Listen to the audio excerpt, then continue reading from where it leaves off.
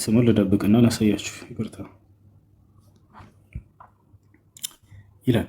ኧረ በአላህ ይቅርታ፣ ጥያቄ ነበረኝ ይላል። ምን ይላል? ቤተሰቦች ኦርቶዶክስ ናቸው፣ እኔ ደግሞ ሙስሊም ነኝ። መስለም ፈልጋለሁ። ይቅርታ ግን ቤት ያለው ነገር ፈራሁ። ምን ትመክረኛለህ? ብዙዎቻችሁ መስለም ትፈልጉ ይሆናል፣ ነገር ግን ቤተሰቦቻችንስ የሚል ጥያቄ ይመጣባችኋል። በደንብ አዳምጡ።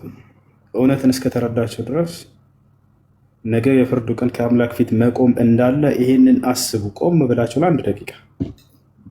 ለአንድ ደቂቃ ያክል ከአምላክ ፊት የዛኔ በምትቆሙ ጊዜ ቤተሰብ በፍጹም ለእናንተ አይሟገትላችሁም።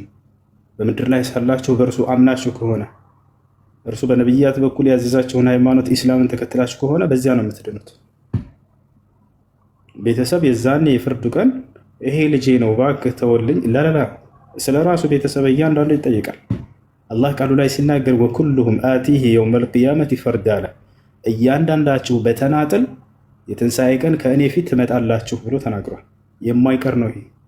ይሄን ቀጠሮ እንዳትረሱት። አላህ ሱብሓነሁ ወተዓላ ከእኔ ፊት እያንዳንዳችሁ ትቆማላችሁ ብሏል። ነቢያችን ሰለላሁ ዐለይሂ ወሰለም ሐዲስ ላይ ሲናገሩ ምን አሉ? ማ ሚንኩም ሚን አሐድን ኢላ ሰዩከሊሙሁ ረቡሁ ለይሰ በይነሁ ወበይነሁ ቱርጁማን አሉ። ሰዎች ወይ አሉ ከእናንተ አንድም ሰው አይኖርም ነገ የትንሣኤ ቀን ጌታው የሚያናግረው ቢሆን እንጂ በመካከላችሁ በእናንተና ፈጣሪያችሁ መካከል ማንም ሳይኖር ያለማንም ማስተርጓሚ አሉ። አላህ ምን ብሎ ይጠይቃቸዋል? ለን ተዙል ቀደመ ዐብድን የውመል ቂያመቲ ሐታ ዩስአለ አን አርበዕ አሉ። ማንኛውም ሰው የትንሣኤ ቀን እነዚህን 4 ጥያቄዎች ሳይጠይቅ እግሩ ወዴትም አትንቀሳቀስም አሉ። አንደኛ አን ዑምሪሂ ፊማ አፍናህ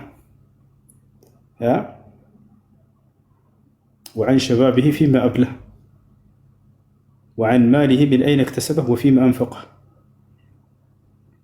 ሰውየው የትንሣኤ ቀን እነዚህን ጥያቄዎች ሳይጠይቅ ወዴትም አይሄድም አሉ። አንደኛ ስለተሰጠው እድሜውን በምን እንዳሳለፈው ይጠየቃል። አላህ ምን ይለዋል? ና ይልህና ያለማንም ማስተርጓሚ ያለማንም መካከለኛ ከፊቱ ትቆማለህ። እያንዳንድህ እየተጠራህ 50 ዓመት ሰጥቼህ ነበር በምድር ላይ ነቢይ ልኬልሃለሁ፣ ኢስላምን እንድትከተል አዝዣሃለሁ፣ እኔም በብቸኝነት እንድትከተል አዝዣሃለሁ። ምን አደረግክ ብሎ ያዝሃል። አይ ቤተሰቦችን ፈርቼ ነው አምኜህ አውቄ ነበር ስላንተ። ይሄ በል ሳይሆንም የትንሣኤ ቀን ዛሬ ያለውን መከራቸውን ቤተሰብን ከሚመጣባችሁን ነገር ብትቋቋሙ ይሻላችኋል። ነገ ከፈጣሪ ፊት የዛኔ መልስ ሳይኖራችሁ ቀርታችሁ ወደ ገሃነም ከመሄድ አስተውል። ቆም ብላችሁ የፈለገ ወቀሳ ነገር የሰዎች ወቀሳ ያልፋል። ምድር ላይ በሞት ትገላገሉታላችሁ።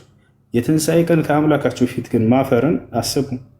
የፈጠረህን አምላክህን ክደህ እንዴት ነው አንተ ህሊናህ እንዴት ወላሂ ላዚም አይሆንም። እናትና አባትህን እንደው ምድር ላይ ክደሃቸው ከሌላ ሰው ዘንድ ደስታ ህይወት ብታገኝ ብትባል እነዛን መከራ ላንተ ያሳለፉትን እንደው አትቀበልም አይደለ?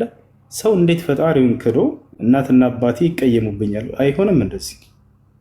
ለምን የዓለም ሰው አይክድህም? ለምን ከዓለም በስተጀርባ አትሆንም? አንተ የአምላክህን ህግና ስራ ጠብቀህ ብቻህን በምድር ላይ ባይተዋር ሆነ ብትኖር ይሻላል።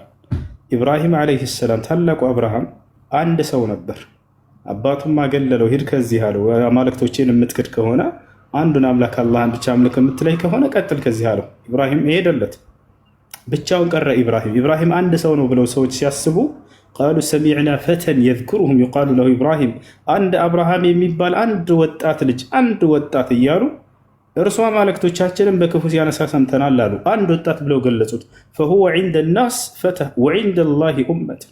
አላህ ግን ምን ብሎ ገለጸው? ኢነ ኢብራሂመ ካነ ኡመተን አለ። አብርሃም ግን አንድ ሰው ብቻ አልነበረም ይለናል። አንድ ኡማ ነበር፣ አንድ ትውልድ ነበር ብቻውን ብሎ አላህ ገለጸው። ያችሁ የዓለም ህዝብ ከበስተጀርባችሁ ሆኖ እናንተ ባይተዋር ብቸኛ ብትቀሩም እንኳን ያን አንድ አምላካችሁን እያመለካችሁ ብትቀሩ ይሻላችኋል። ህዝብ ሁሉ አገሏችሁ። ገብታችኋል አይደል? ያ ነው። ሲቀጥል ከሰለማችሁ መስለማችሁን ለቤተሰብ ማሳወቅ ግዴታ አይደለም፣ አይጠበቅባችሁ። ገብታችኋል አይደል? ማሳወቅ ግዴታ አይደለም። እኔ ስለሚያለሁ ብለህ እናትና ለአባት መናገር አይጠብቅብህም። አምላክ በአንተና በእርሱ መካከል ብቻ ነው ይሄን ነገር የሚፈልገው። እርሱን አምነህ ትሄዳለህ። ያወቁ ጊዜ ጽናት ሊኖራቸው ይገባል። ይሄ ነው መሆን ያለበት እና ቤተሰብ ፈርተን ምናምን ብላችሁ ከመስለም የነገራችሁ ሰዎች ካላችሁ የሰማችሁ ይመስለኛል። ነገ የትንሣኤ ቀን ስለተሰጠነው ዕድሜ እንጠየቃለን። በምን አሳለፍከው ተብላችሁ የዛኔ ከአምላክ ፊት የማያሳፍራችሁን መልስ ከወዲሁ ይዛችሁ መሄድ አለባችሁ። እሺ